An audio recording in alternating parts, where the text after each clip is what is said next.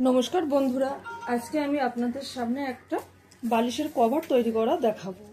तो এই একটা বালিশ আমি নিয়েছি, তো এর মেজারমেন্ট নেবার জন্য আমি বালিশটাকে প্রথমে মেপে নেব। বালিশটা আমার 20 ইঞ্চি, তো সেখানে আমি সেলাই দেওয়ার জন্য 1 ইঞ্চি এক্সট্রা নিয়ে নেব। আর আরের মাপটা আমার আসছে 32,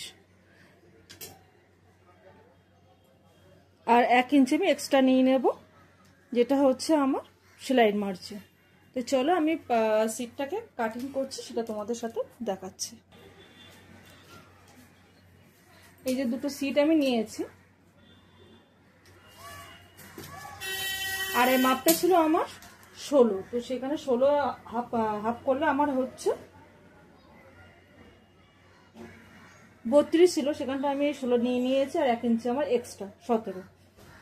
আর এদিকে এই লম্বাটা নিয়েছি আমি 22, 20 ছিল সেখানটা আমি 22 নিয়েছি। দুটো কিন্তু আলাদা আলাদা করে কেটে নিয়েছি।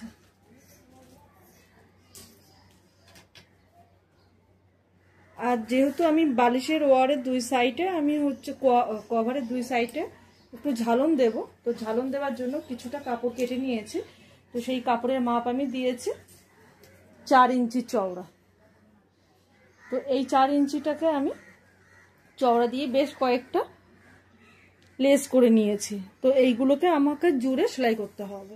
তো চলো সেটা তোমাদেরকে আমি ঝালনটা রেডি করব। তো তার জন্য যে কাপড়গুলো কাটা আছে, এই কাপড়গুলো একে একে একটার সাথে একটা আমি জুড়ে নেব। ঠিক এইভাবে আমি একটার সাথে একটা জোড়া দেওয়া আমার হয়ে গেছে। এইবার আমি এটাকে কুচি দেব। তো তার আগে যেহেতু এতটা চওড়া আছে, আমি তো ডবল ফোল্ড করব। চাইলে এটা এইরকম ভাবে প্রথম ডবল ভাবে সেলাই করে নেওয়া যেতে পারে, বা ডিরেক্ট কুচি দেওয়া যেতে পারে। তো আমি ডিরেক্ট কুচিটা দিয়ে দেব। এই দুটো মুখ পুরো এক সমান রেখে, এবার আস্তে আস্তে এরকম ভাবে কুচিটা দেব। একটু বড় বড় একটু ফাঁকা ফাঁকা টাইপের দেব।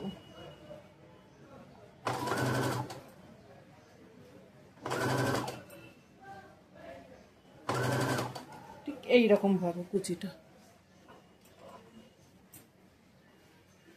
এইভাবে পুরোটাই আমি কুচিটা আগে দিয়ে নেব।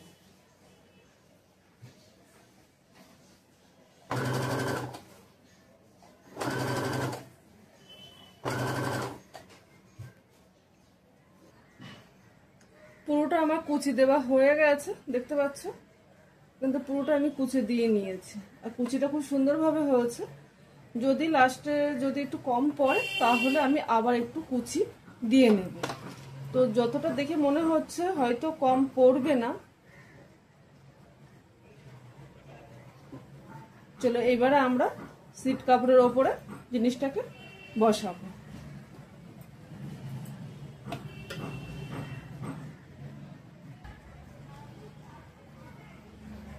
এই যে সিট কাপড় দুটো এনেছি, মুখের দিকে যেটা খোলা থাকবে সেটাতে আমি একটু সেলাই করে নেব।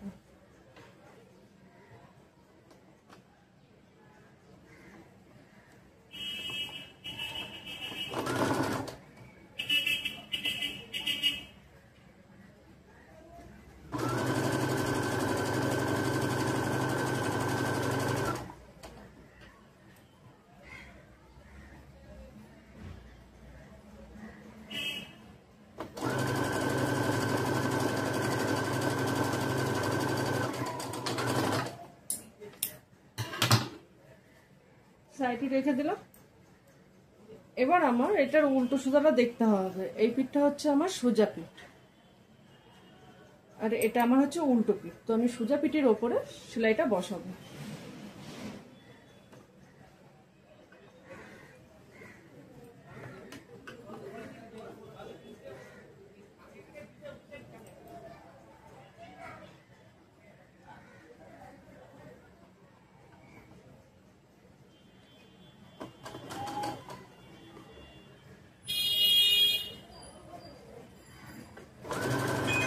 পুরো রাউন্ডটা আমি ঠিক এইভাবে সেলাই করে নেব।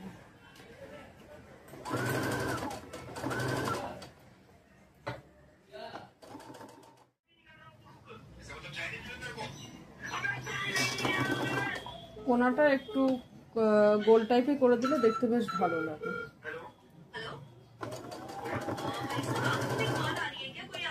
এইভাবে পুরো যখন সোজা করে দেবো তখন ঠিক এরকম ভাবে হয়ে আসবে।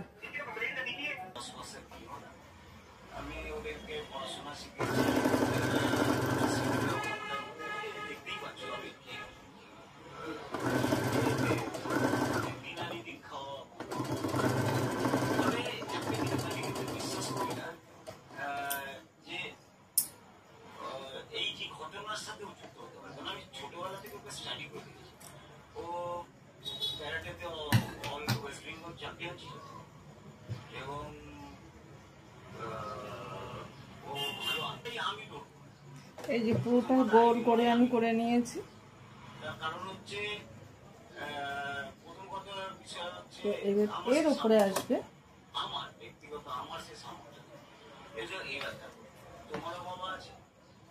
আর একটা পাট, তো সেটাকেও আমি সেম টু সেম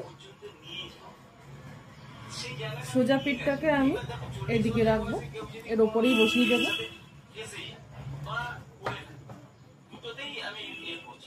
দুই কানা কানা মিলাবো, এটা ওই মাঝখান দিয়ে আমি সেলাই করবো। মাঝখান দিয়ে সেলাই করলে কি হয় যে গোল যে ভাবটা টানি ভাবটা যেটা আছে সেটাও ঠিক এর সাথে মিলে আসবে।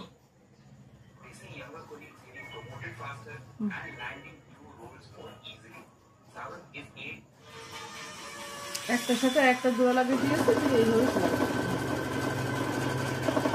বেশি তাড়াহুড়ো করবো না, আস্তে আস্তে সেলাই করলে কি হচ্ছে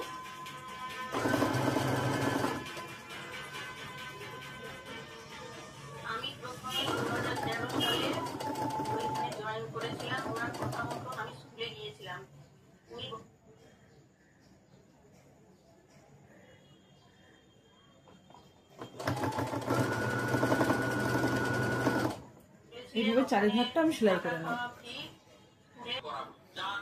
এই যে পুরোটা আমার সেলাই করা হয়ে গেছে, এবার এটাকে আমি উল্টাবো। শুভেচ্ছা, ভালোবাসা ও প্রণাম জানাই সকলকে। প্রভু জগন্নাথ দেবের আশীর্বাদ সকলের উপর বর্ষিত হোক এবং সকলেই খুব ভালো থাকুন। দেখুন, আপনারা অনেকেই প্রশ্ন করে থাকেন যে একজন মহিলা প্রভু জগন্নাথ দেবকে নিয়ে এই রকমের অনাচার দুরাচার দিনের পর দিন করে যাচ্ছেন আর প্রভুকে কিছুই দেখতে পাচ্ছেন না। তিনি যে দেখছেন এবং প্রভু জগন্নাথ দেবকে নিয়ে কত সুন্দর ভাবে এটা হয়ে গেছে। এটা হারে হারে টের পাচ্ছেন এবার ওই মহিলা। কেন বলছি? এইখান থেকে একটা করে রাউন্ড সেলাই আমি দিয়ে দেবো। কত বড় হিন্দু তিনি, কত বড় জগন্নাথ দেবের ভক্ত তিনি, এবং সেই করে যদি হিন্দু ভোট কিছুটা আনতে হয়, এবং অঙ্ক খুব সিম্পল, 32-33% চলে আসছে, আর 5%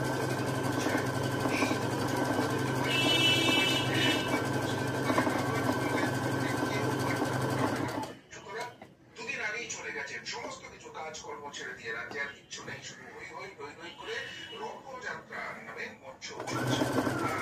তার মাঝখানে সব ছেড়ে ছুড়ে দিয়ে দীর্ঘ 8 ঘন্টা সাংবাদিক বৈঠক করতে হয়েছে। কেন করতে হয়েছে? এই যে কমপ্লিট হয়ে গেছে,